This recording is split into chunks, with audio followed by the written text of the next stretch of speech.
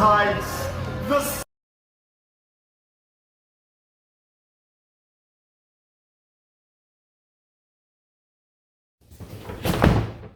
Only 2 scoops of what the hell? I'm gonna open this giant toy.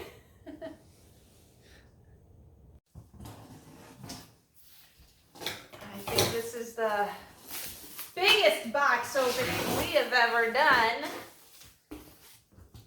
And there is some serious boxing. Look at all these little strips of cardboard. And hard corners for protection. Now that is some packaging. I feel like I could make a belt out of these strips of cardboard, but that might be a waste. Just saying. I'm drowned in a box here.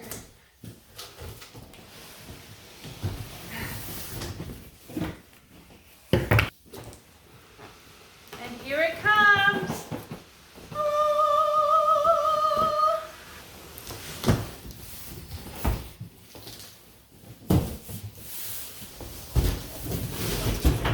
This is serious. The ghost. Look at this. Very nice box. Look at, aside from being packaged really well, let's just see.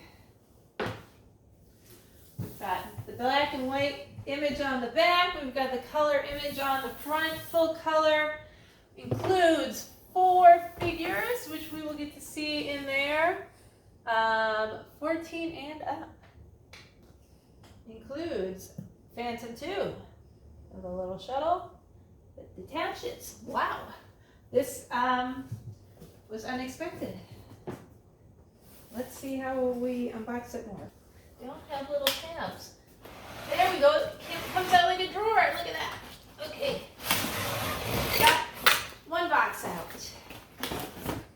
And what's in this first box? Our action figures.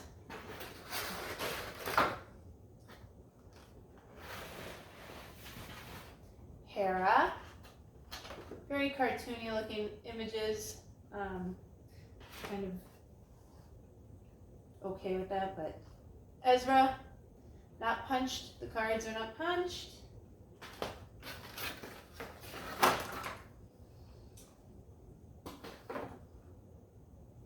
And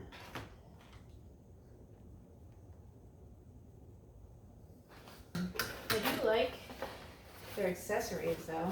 Let's look at it. I don't know if anyone's looked at those yet, but they do come with accessories, and obviously Ezra comes with a loth cat, which is super cute.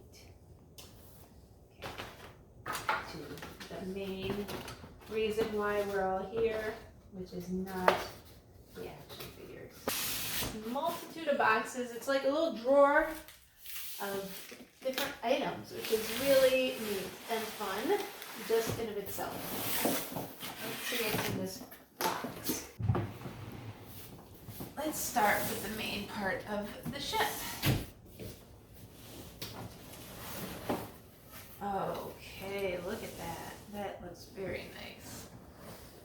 You can make your own cement mold in here.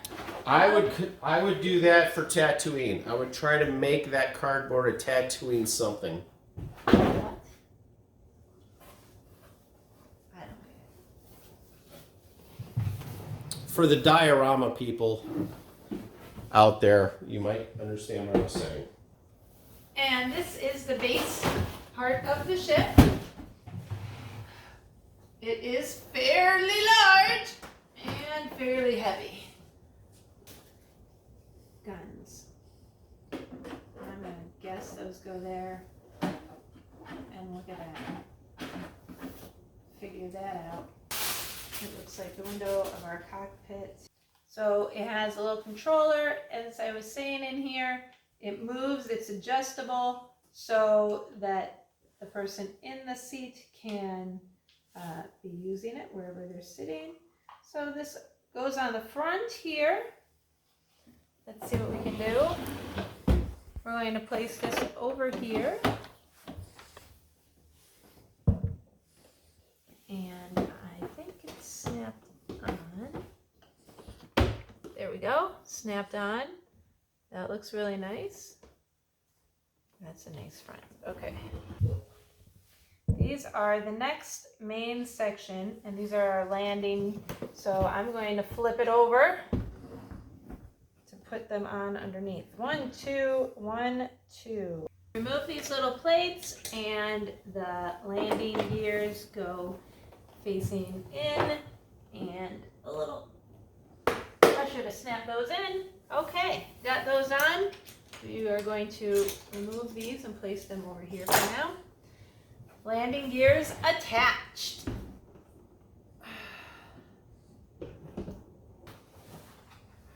Ooh, look at these.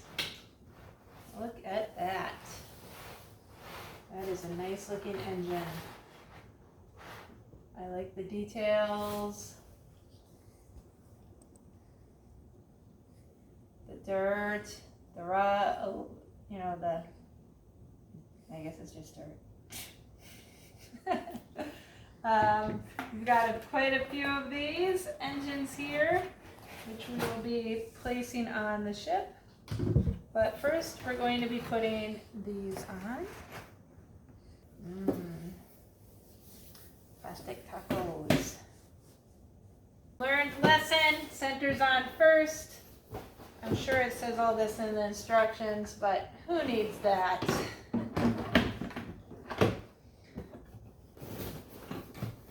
This is quite a big ship, and I'm just noticing little details like more aging wear here where you can actually, it looks like, you know, they were hit by something flying through the air, or maybe some, you know, just smoke going back, but it does look cool. I like it. Okay, I'm gonna put these front parts back on now. I need my husband to assemble a lot of this. Okay, there we go. This thing is huge, as you can see. It's only getting bigger, making me feel. Now that was just the parts in box 2 or box 1, whatever you want to call it. I'm sure they're actually numbered. But this box is now empty with just these side and front parts. The last box is the accessories and the engines and our little shuttle. Very nice landing gears. We've got our lovely little droid here. He turns. Look at Chopper is, oh, I'm getting his arm stuck. Okay, sorry Chopper. His arms do get a little stuck in there. They are soft plastic, so even though he turns, you can't really, you gotta be careful there. These are painted on. They almost look like a decal or something at first, but they are not. So that's really nice. A lot of detail in the ship, in the shuttle even. There's some aging and wear on the shuttle. Not a whole lot of dirt, but there is like wear on the paint. Here's a little bit of dirt coming from this little engine or vent or whatever you want to call it. The front opens up, so lots of little features on the shuttle. There's steering, you can't move the steering in there, but a nice little seat and control panel, built-in guns. So a lot of little features on the shuttle. Fun shuttle. I'm going to fold it up and attach it. I do believe it attaches, right? Indubitably. Trying to figure out how to attach that too. Oh, look at that. Snapped on very nice. Part of the Ghost now. Fits in perfectly. Look at that. We got to get somebody in here to shoot these guns.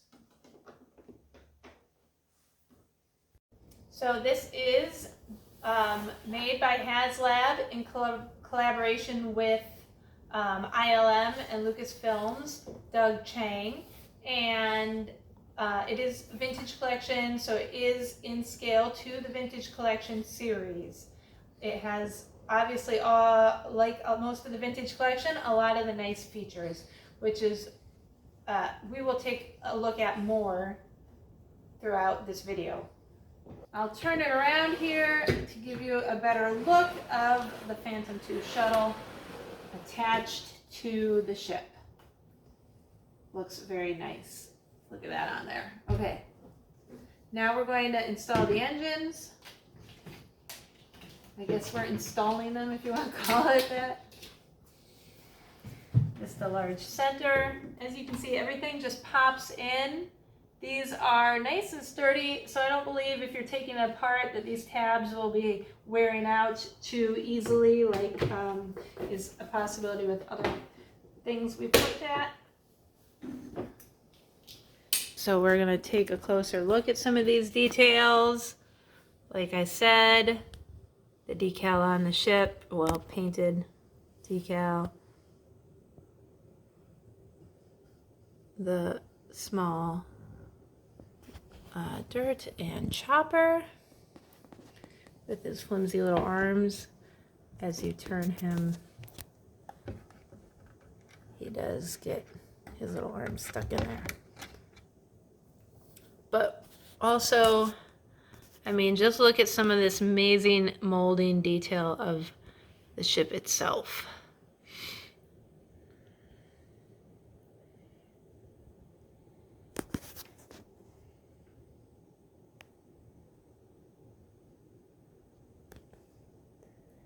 And some of that dirt and wear, but we are not done.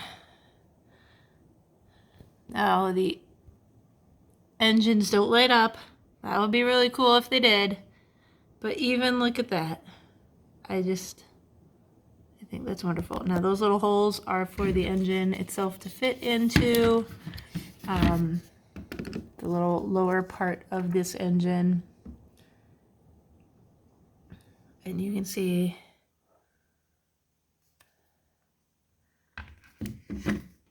I mean, especially through the camera, the aging on this is really nice looking. Okay, now this is the little key area, so you can line it up right into the socket very nicely. So we're gonna put on the last bits of the engine and see what it looks like. If I can get it in. Got it. Woo! Now this is a shiny, almost gradient green. I don't know how to describe it. It's kind of, it's metallic-y, but it's not actual, it's not like a chromy metallic. It's like, but it looks cool. I really do like these engines. They're probably the coolest part of the whole thing so far, but I haven't even gotten to open it up inside. So let's see, how do we go about doing that? Woo! There we go. Look at that. There is seating for 4. Let's take this front end cockpit off again that we put on. Seating for 4, 2 control panels with steering wheels. Chairs do turn, so you can make everybody sit in a circle and talk. The chairs all are different colored if they want to face the panel on the walls to work with whatever is over there, the controls. They can do that. They have armrests on the one captain's chair. We've got a ladder going down into a lower area. Let's see what other details we have. We have some beds, bedding area. Look at that. We've got doors that lead into, no, those doors don't move. Let's go on this side. We've got another bed, but this one has curtains, which are built in. Very cute. They're kind of a transparent looking almost material, and the ladder up to the bunk bed. The artwork is a lot more muted and calm than you would have actually seen in her room, and there's only bunks for 3 characters. Not everybody has a room here, so Sabine has a room, I guess Zeb and Ezra can share a room, and then nobody else has a bedroom. So that is one thing that is a little strange about this with such a big ship, but to fit the characters, they obviously didn't have enough room to make everybody's space. Also, this is kind of supposed to be the hallway that goes down to these doors, but we've put the bedrooms there. But at least it has bedrooms. It's something fun. We're going to open up this part, and we have the hangout area in the back. So we are in their hangout room. I'm going to put in the hollow chess board. And it looks like someone pooped on the chair. I'm going to put in Zeb's chair in the corner. We've got some chairs here, some stools for this, and we've got our lovely picnic table. And those are the accessories that it comes with for the hangout. In fact, those are the only other accessories it comes with. Now let's get a figure and put one in there and just see how it fits in. Is the picnic table just a rest? It doesn't punch in? No, it doesn't. And the bottom does not open, which I am kind of disappointed. There's a lot of space here. They could have put a storage, a place. They could have made that open up. I feel like it just seems like it would have been the right thing to do. But let me get a figure and we'll stick them in there. So here is Ayla sitting at the chair. You can see how they fit size-wise at the chairs. The smaller picnic table, even not terrible, still a little, but not terrible. We have the chairs in the control room. You can see I was able to position Ahsoka to hold on to the steering controls. She does sit a little far forward in the chair. I don't know if all the characters do that, but I'm assuming they're going to be very similar. And then lastly, in the beds, now for Sabine's bed, you actually have to take this part off to get the character in there. The curtains, which obviously easy to remove, and you can fit them in there barely, and then snap it back in if you want somebody in that bed. The other beds obviously don't have curtains, so you don't have to worry about that to get a character in them. But they fit the figures, the vintage collection figures, pretty well. She's really stuck in there. Okay, that's okay. We don't need to do it that way. And let's see how they fit in the shuttle. So I have been able to get her in with a lot of work, and she is a very flexible character, but I have gotten her in to the cockpit, and she does fit to a point. Her head, because she has the big tendrils, you cannot close the cockpit because her head fully, because her head is a little too big. A smaller character, as long as they are pretty flexible, you should be able to get them in. You obviously cannot get just any character in the cockpit. It is a small cockpit.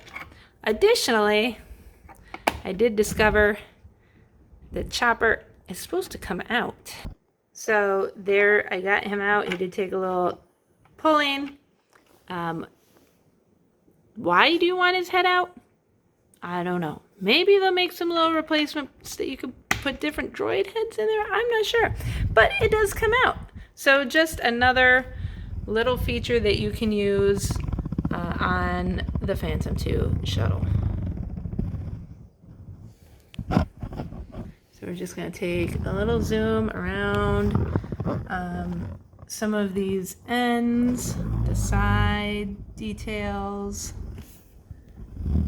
the landing gears.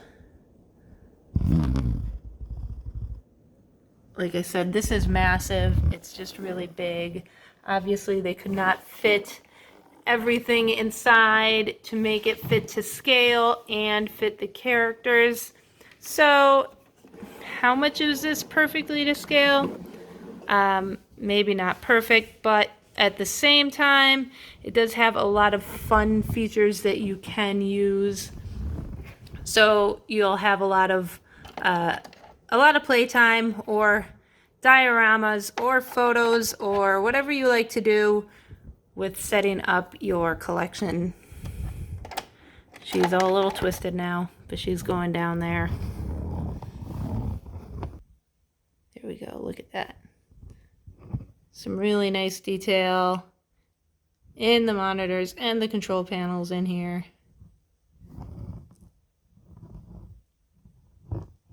In the engine room. And then the very last bit that we didn't put on is the turrets that go underneath. So let me do that real quick. So we've got the turret set up underneath. It just snaps right on. And I have Ahsoka in there. So the cockpit, seating with the turrets underneath.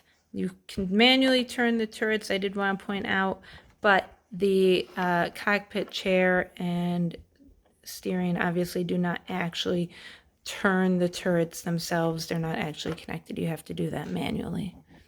Okay. On further inspection, I have come to realize that when I put somebody in here, when I had Ahsoka in the seat and she couldn't really fit in because her legs were too long for the foot pedals, that you can actually adjust these foot pedals. They go all the way around.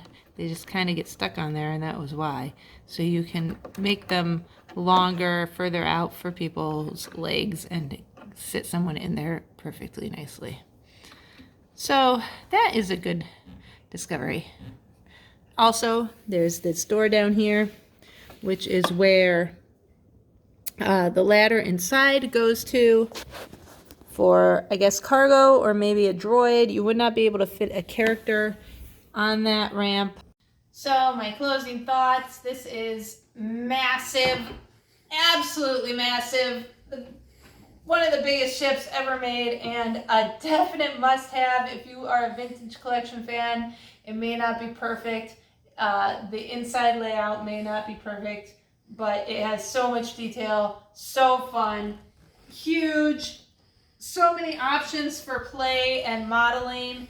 I mean, and just display itself, this is going to be one of the hottest items in your display collection. So I think this is definitely probably one of the coolest ships, but it's so heavy, I don't know how I'm going to make this thing fly. I mean, really, this is like a workout. You might have to have two people, like two pallbearers to carry this thing.